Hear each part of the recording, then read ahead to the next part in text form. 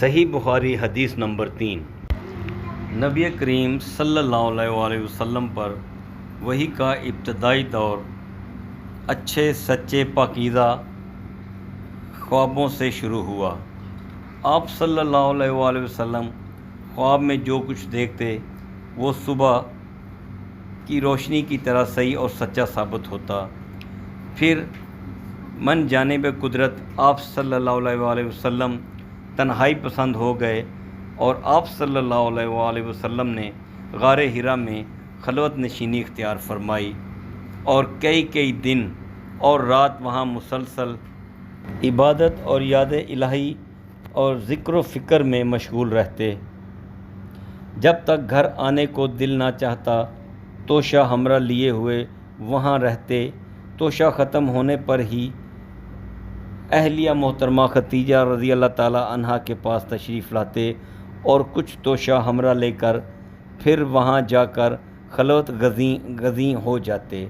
یہی طریقہ جاری رہا یہاں تک کہ آپ صلی اللہ علیہ وسلم پر حق منکشف ہو گیا اور آپ صلی اللہ علیہ وسلم غار حرا میں ہی قیام پذیر تھے کہ اچانک جبرائیل علیہ السلام آپ صلی اللہ علیہ وسلم کے پاس حاضر ہوئے اور کہنے لگے کہ اے محمد صلی اللہ علیہ وسلم پڑھو۔ آپ صلی اللہ علیہ وسلم فرماتے ہیں کہ میں نے کہا کہ میں پڑھنا نہیں جانتا۔ آپ صلی اللہ علیہ وسلم فرماتے ہیں کہ فرشتے نے مجھے پکڑ کر اتنے زور سے بھینچا کہ میری طاقت جواب دے گئی، پھر مجھے چھوڑ کر کہا پڑھو۔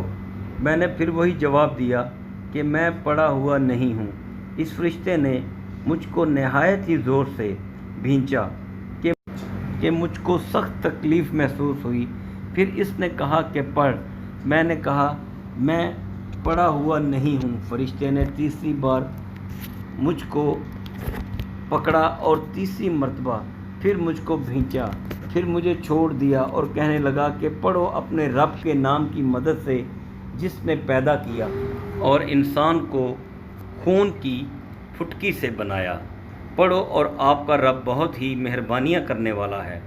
پس یہی آیتیں آپ محمد مصطفیٰ صلی اللہ علیہ وسلم نے جبرائیل علیہ السلام سے سن کر اس حال میں غار حرا سے واپس ہوئے کہ آپ صلی اللہ علیہ وسلم کا دل اس انوکھے واقعے سے کانپ رہا تھا۔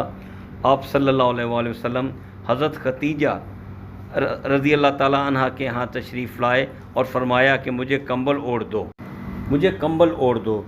لوگوں نے آپ صلی اللہ علیہ وسلم کو کمبل اوڑھ دیا۔ جب آپ صلی اللہ علیہ وسلم کا ڈر جاتا رہا تو آپ صلی اللہ علیہ وسلم نے اپنی زوجہ محترمہ حضرت خدیجہ رضی اللہ تعالیٰ عنہا کو تفصیل کے ساتھ یہ واقعہ سنایا اور فرمانے لگے کہ مجھ کو اب اپنی جان کا خوف ہو گیا ہے۔ آپ صلی اللہ علیہ وسلم کی اہلیہ محترمہ حضرت خدیجہ رضی اللہ تعالیٰ عنہا نے آپ صلی اللہ علیہ وسلم کی ڈھارس بندھائی اور کہا کہ آپ کا خیال صحیح نہیں ہے۔ اللہ کی قسم آپ کو اللہ کبھی رسوا نہیں کرے گا۔ آپ تو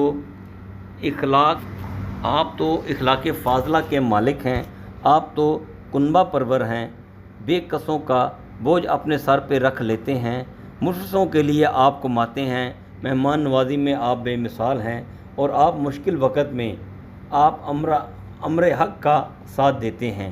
ایسے اوصاف حسنہ والا انسان یوں بے وقت ذلت و خواری کی موت نہیں پا سکتا۔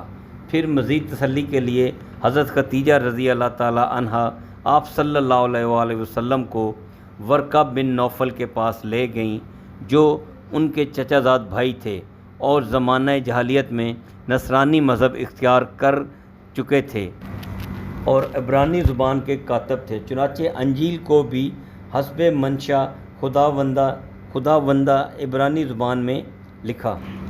انجیل سریانی زبان میں نازل ہوئی تھی، پھر اس کا ترجمہ عبرانی زبان میں ہوا۔ ورقہ اسی کو لکھتے تھے۔ وہ بہت بوڑھے ہو گئے تھے، یہاں تک کہ ان کی بینائی بھی رخصت ہو چکی تھی۔